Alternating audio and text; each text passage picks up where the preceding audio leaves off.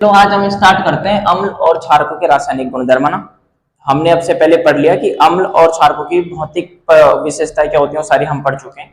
अब हम देख रहे हैं कि अम्ल और क्षारकों के रासायनिक गुणधर्म क्या क्या हो सकते हैं, यानी कि किस किस चीज के साथ अभिक्रिया करेंगे, किस किस के साथ अभिक्रिया नहीं करेंगे। उसमें सबसे पहले हम देखेंगे अम्ल और क्षारक की धातुओं के साथ अभिक्रिया, ठीक है ना।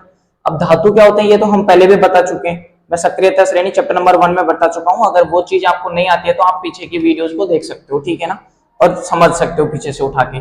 तो धातु क्या होते हैं सभी को पता है कि मेटलों की एक रिएक्टिविटी सीरीज है, उसके अंदर हमको सभी को मेटल दिए हुए हैं। अब हम देखते हैं अम्ल और क्षारकों की अभिक्रिया देखेंगे इनके साथ। अम्ल और क्षारक क्या होते हैं इनकी हम पढ़ चुके हैं, एग्जांपल भी हमें आते हैं। तो देखो सबसे पहली बात ये ध्यान रखने की अम्ल और क्षारक जब भी धातु के साथ अभिक्रिया करेगा तो क्या बनाएगा, लवण और हाइड्रोजन गैस बनेगी, ठीक है ना।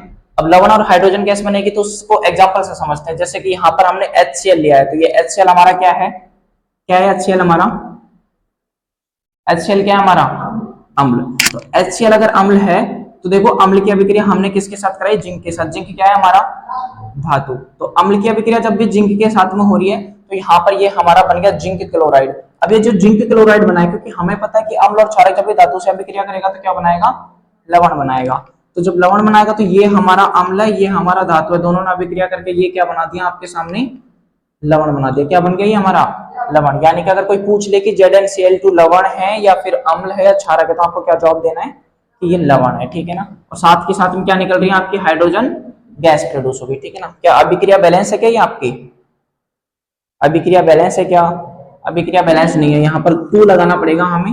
जैसे यहाँ पर 2 लगा देंगे ये हमारे रासायनिक समीकरण क्या हो जाएगी, बैलेंस हो जाएगी, ठीक है ना। अब देखते हैं हम क्षारक की अभिक्रिया। तो क्षारक की अभिक्रिया देखने के लिए देखो NaOH ये क्या है हमारा, क्षारक। एग्जांपल में बताया था मैंने कि क्षारक का एग्जांपल क्या हो सकता है। तो ये हमारा क्षारक है, ये हमारा वापस से जिंक ले लिया यानी कि धातु है हमारा।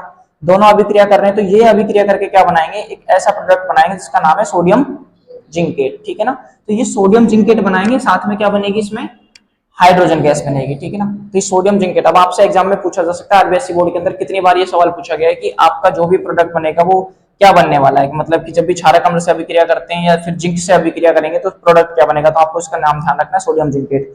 और इसका सूत्र भी आना चाहिए आपको, ठीक है ना। सूत्र आएगा, नाम आएगा, तो इसमें से कहीं भी कोई भी समस्या होनी नहीं चाहिए। इसकी लैंग्वेज मैंने आराम से लिखवा दी है, ठीक है।